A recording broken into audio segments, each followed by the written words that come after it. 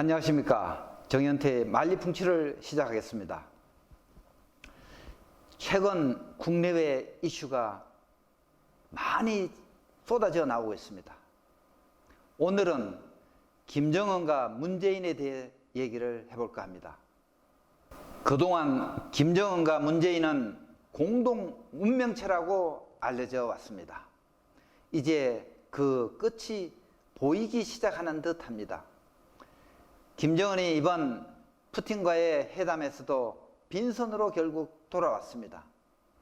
지난번 하노이 회담에서 트럼프로부터 처참한 패배를 맛보고 이번에도 푸틴으로부터 아무런 경제적 지원 약속을 받아내지 못하고 돌아왔습니다. 푸틴과 두 정상 간 공동 선언문도 없이 외교적 말로만 마무리 짓고 왔습니다. 핵에 대한 육자 회담도 아닌 북한의 체제 보장에 대한 육자 회담만 하자고 제의를 받았습니다. 푸틴으로부터 트럼프도 김정은도 받아들일 수 없는 말뿐인 육자 회담 제안만을 받고 온 것입니다. 김정은이 이제 국제사회로부터 더 이상 기댈 곳이 없어졌다는 의미입니다. 중국의 시진핑도 지금 자기 코가 석자입니다.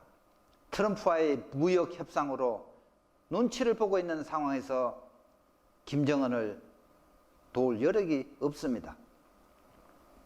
그래서인지 이번 푸틴과의 회담 때에도 그 회담장에 비친 김정은의 모습과 얼굴빛은 말이 아니었습니다. 병색에 짙은 환자의 얼굴이었습니다. 검은 얼굴빛과 간의 이상 징후, 그리고 거친 호흡과 심장 이상, 불안한 모습과 당뇨병 등 몸과 마음이 다 들어가고 있는 듯해 보였습니다. 푸틴도 트럼프의 눈치를 보고 있는 상황에서 실질적인 도움을 줄 수 있는 게 아무것도 없었습니다. 아마 밥만 먹고 가라는 듯한 그런 대접을 받고 온 회담인 것 같습니다. 그뿐입니까? 북한 내부의 동요가 지금 심상치 않게 일어나고 있습니다. 국가의 존엄이 해외에 나가서 무너지고 있습니다. 경제가 파탄나고 있습니다. 김정은이 더 이상 버틸 여력이 없습니다. 지금 김정은이 얼마나 더 버텨낼지 두고 볼 일입니다. 한편 김정은을 구하기 위한 문재인의 행보도 처참하기 짝이 없습니다. 트럼프를 만나고 10조 원 상당의 무기 구매를 하고서도 홀대를 받고 왔습니다.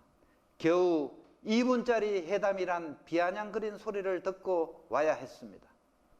미국서 돌아온 직후 곧바로 중앙아시아 3개국 방문길을 나섰다가 또 국제적인 망신만 당하고 왔습니다. 우리와 외교적 관계가 그렇게 친하지도 않는 이 중앙아시아 3개국을 왜 갑자기 갔겠습니까? 아마 그것은 짐작컨대 김정은과 내통을 했던가 아니면은 다른 채널을 통해서 도움 요청을 받고 간 게 아닌가 하는 추론을 해봅니다. 그 이유는 다음과 같습니다. 카자흐스탄으로부터 훈장을 받기로 되어 있다고 하고 갔는데 훈장 수여식 1시간 전에 취소를 당했습니다. 이 얼마나 창피한 일입니까? 외교상 있을 수 없는 일이 발생했습니다.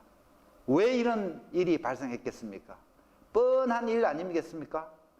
공식적으로 드러내놓고 얘기할 수는 없어도 뒤에서 미국으로부터 엄청난 협박을 받은 카자흐스탄 대통령이 취소했지 않았겠습니까?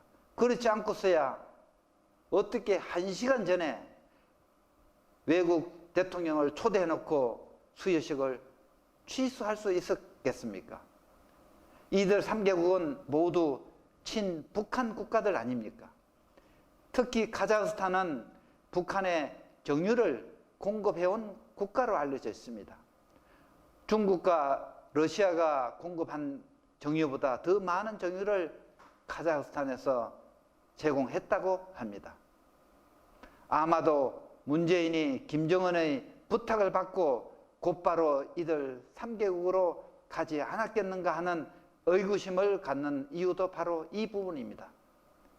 어쩌면 김정은을 대신해서 외상값을 갚아주러 갔는지, 아니면은 쓰리쿠션 외교로서 이 3개국을 경제 지원을 해주고 이들 국가가 북한을 돕게 하는 그런 외교를 하러 갔는지 하는 의구심을 갖게 하는 부분입니다.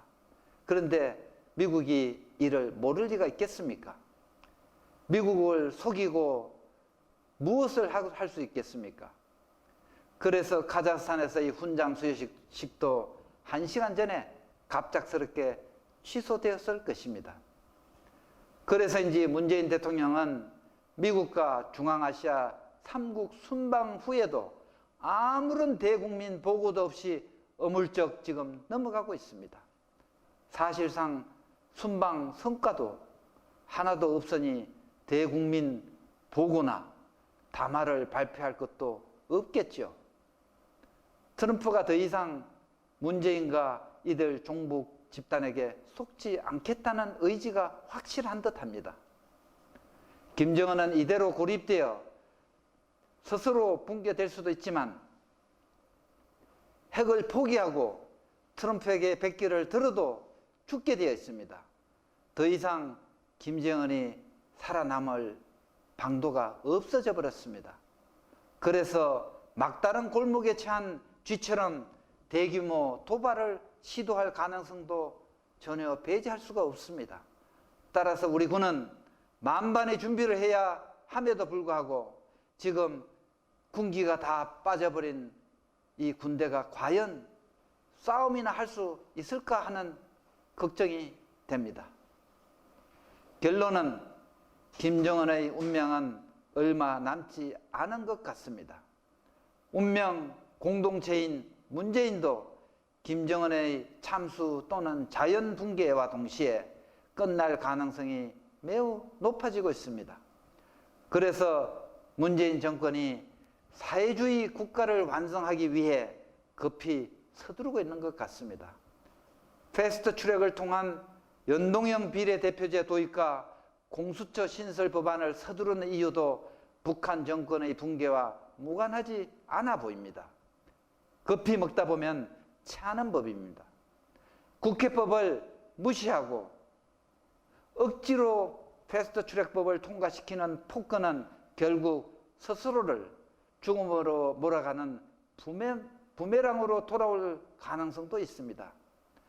내년 4월 총선을 전후로 화폐개혁을 추진하려는 움직임도 이들의 조급함을 보여주고 있는 것입니다. 국민이 깨어 있어야 이 나라를 지켜낼 수 있습니다. 더 이상 선심성 퍼주기식 행정에 속지 말아야겠습니다. 정현태의 만리풍치는 오늘 여기서 마치겠습니다. 감사합니다.